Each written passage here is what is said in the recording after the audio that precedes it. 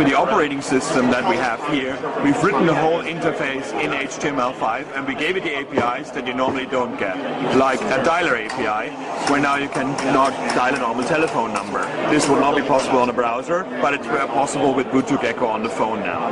You have your address books, you have your call lists and your address book like any other browser out there, and you can start clicking on them, you get the details of that person, and you can start clicking their telephone numbers. I hope that wasn't a real number, but I'm not quite sure.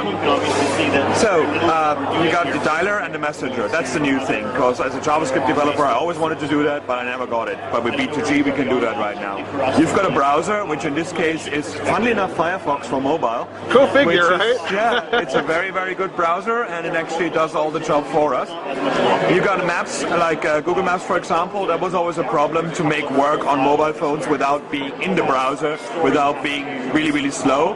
But look at that, it actually scrolls the same way that it does on your desktop with a connectivity. I mean, we're at a booth here with 10,000 people using the same wireless, so the tiles load a bit slowly, but that's about it.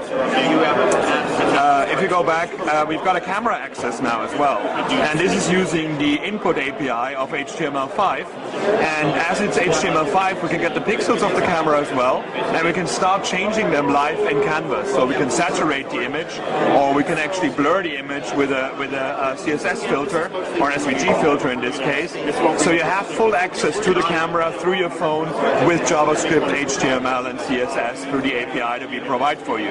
You've got your gallery, your normal photo gallery that we've written in jQuery all over the place as well. Scrolls quite nicely on the phone, looks much like my Android.